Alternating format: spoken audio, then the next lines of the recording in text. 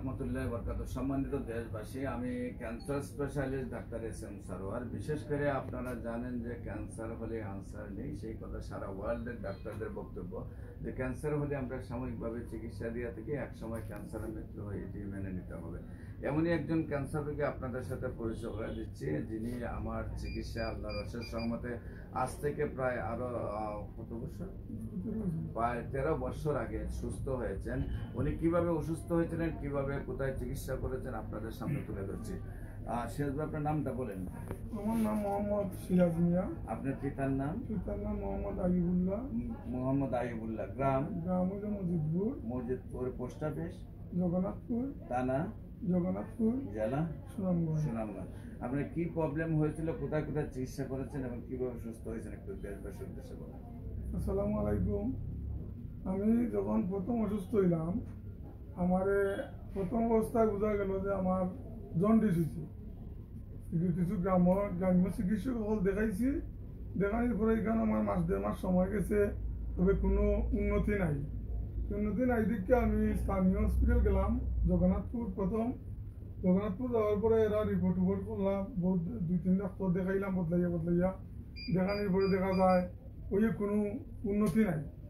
পরে আমি সিলেট গেলাম, এরপরে সিলেটও আমি বিশেষজ্ঞ ডাক্তার মানে কয়েকজন দেখাইছি, জাহাঙ্গীর আলম স্যার, এই উত্তম কুমার সাহা, এই ধরনের বিশেষজ্ঞ যারা ক্যান্সার বিশেষজ্ঞ এরা দেখাইছি। আমি দেখানোর পরে এরা পরামর্শ দিলে আমারে আমি মাদ্রাজ যেতাম বা মাদ্রাজ যেতাম। আমি কইলাম যে মাদ্রাজ গেলে আমি সুস্থ নেই, আমি তো সুস্থ হই, তাহলে আমি মাদ্রাজ যাওয়ার ব্যবস্থা করবো। তখন তারা আমারে পুরা আশ্বস্ত করল না। তারা কইলা এটা আপনি যাইতে পারেন, তাহলে এটা শিওর দেওয়া যাবে না আপনার রোগটা কমবে কিনা। তখন আমি ঢাকায় গেলাম, ঢাকায় গিয়ে পার্ডেম হসপিটালের প্রফেসর উনারও দেখাইলাম। দেখানোর পরে উনিও পরামর্শ দিলেন আমি মাদ্রাজ যাওয়ার লাগবে। তখন উনাকেও আমি জিজ্ঞাসি যে আমি সুস্থ নেই মাদ্রাজ গেলে। তখন উনিও আমারে পুরা শিওর দিচ্ছেন না। পরে আমি বললাম স্যার আমার রোগটা কিতে হয়েছে, আপনারা একটু কুল্লা কইলেন। তখন তারা পরে আমি বললাম আমি বই দিতে পাইতাম না, আমারে কুল্লা আপনারা হোকা। পরে আমার ঢাকার মোহাম্মদ আলী স্যারে কইলা যে তোমার তো ব্লাড ক্যান্সার, আমার শিওর দিলা না। তখন আমি মন থাকি বাদও দিলাম চিকিৎসার কথা। স্যারকে বললাম যে স্যার, যে ওষুধ খাইলে মানুষ মরেও না বাঁচে না, কিছু ওষুধ প্রেসক্রিপশন লিখে দিয়ে আমার বাই ফেরে লাগবে আর আমি চলে যাই, আমার তো চিকিৎসা নাই, আমি বুঝে দিছি।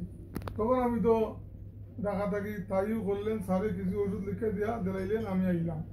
আবার পরে আমার এক পুত্রা সম্পর্কে আমি আমার বিচারা আমার দেখতে গেছে বাদে বিচারা কইল তাহলে ও এস.এম. সারোয়ার স্যারের কথা কইল যে তাহলে ওই এখন ডাক্তার আছেন উনি বাদে আপনি লাস্ট টান্ডে দেখাই দিতে পারবেন।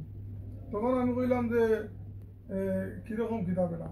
তো তাই কইলা যে আমারও 2 কিডনি গেছিল কি, আমি তাদের কাছে চিকিৎসা করাইছি, আমার 2 কিডনি আল্লাহর মধ্যে ভালো হয়েছে। এরপরে আমরা গাঁরও আরো 4-5 জন রুগী ক্যান্সার, এরা খের লিভার, খের গলাত আছিল সমস্যা, এরা ভালো হয়েছে, তাহলে আপনি অনুযোগ কি। তখন আমি কইলাম যে পুত্র আমারে স্যারের নম্বর দেও, তোমার কাছে তো অবশ্য নম্বর আছে, আমি স্যারের লগে আলাপ করি। তখন স্যারের লগে আমি বাদের দিন রাত্রে আমি আলাপ করছি।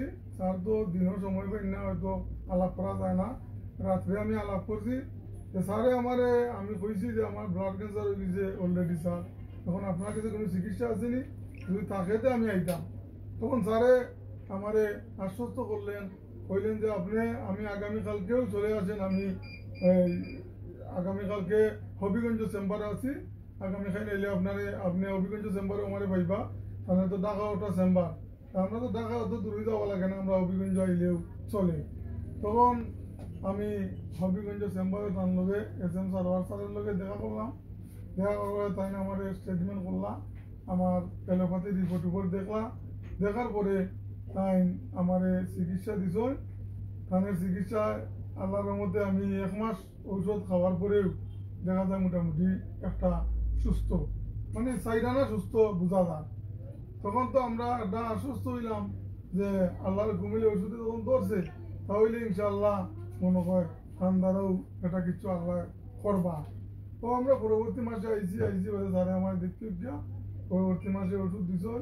এইভাবে আমি আমার তো ক্যান্সারটা খুব জটিল আছে স্যারে মনে হয় 3-4 মাস খাইলেও ক্যান্সার রোগ ভালো হয় তা আমারে স্যারে 1 বছর ওষুধ খাওয়াইল বলছেন যে আপনি দয়া করে 1 বছর ওষুধ খাওয়া যেহেতু ব্লাড ক্যান্সার এটা আবার গুরুত্ব ব্যাক করতে পারে আপনি 1 বছর ওষুধ খাওয়া আমি কিন্তু ঠিক মতো নিয়ম মতন 1 বছর ওষুধ খাইছি খাওয়ার পরে এলোপ্যাথিক যে এই রিপোর্ট এগুলা স্যারেও অনুমতি দিচ্ছেন যে আপনি এখন এই রিপোর্ট করা দেখো আপনার এই রক্তর অবস্থা কিতা ব্লাডের অবস্থা কিতা তখন আমি সিলেট রিপোর্ট করাইলাম রিপোর্ট করানোর পরে এই স্যার বলতে দেখে এখানেও স্যারে দেখাইছি এলোপ্যাথিক স্যারে দেখানোর পরে উনিও বলছেন যে আপনার তো কোনো সমস্যা নাই ইনশাল্লাহ আপনি সুস্থ তখন SM সারোয়ার স্যারও আইনা দেখাইলাম যে স্যার ওই দুঃখা রিপোর্ট আইছে তো স্যারেও দীক্ষা কইলা যে তুমি এখন পুরা সুস্থ আর তোমার ওষুধ খাওয়া লাগবে না আপনি এখন ওষুধ আপনার লাগি বন্ধ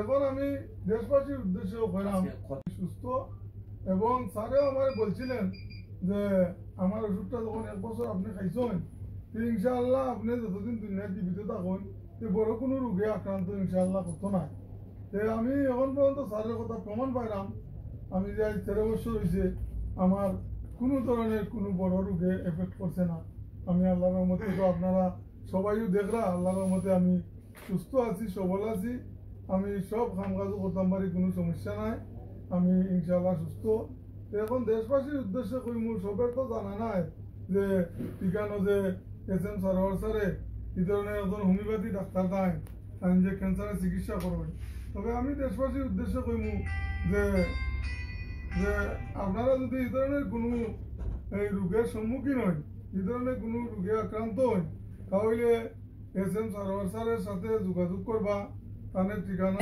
হবিগঞ্জ একটা চেম্বার আছে এবং ঢাকায় একটা চেম্বার আছে ঢাকার এরিয়ার থাকলে আপনারা ঢাকাতে যোগাযোগ করতে পারেন আর হবিগঞ্জের এরিয়ার থাকলে হবিগঞ্জেও যোগাযোগ করতে পারেন তাই বলে আমি আমার কথা এখানে শেষ করছি আসসালামু আলাইকুম সম্মানিত দেশবাসী বিশেষ করে আমি রোগী দেখি 14 পুরানা পল্টন দারুসালাম মার্কেট লিফটেড 6 শনি রবি সোম এবং হবিগঞ্জ রোগীর দিকে মঙ্গল বুধ বৃহস্পতি সকাল 10টা থেকে বিকাল 5টা পর্যন্ত আপনাদের বিশেষ করে ক্যান্সার গবেষক অধ্যক্ষ ডাক্তার SM সারোয়ার লেখলে সিরাজ ভাইয়ের মতো প্রায় 4,500 রোগী সাক্ষাৎকার পাবেন সবাইকে আমাদের অফিস এবং ইউটিউব ভিজিট করার আমন্ত্রণ জানিয়ে শেষ করছি সবাইকে ধন্যবাদ আসসালামু আলাইকুম ওয়া রাহমাতুল্লাহ।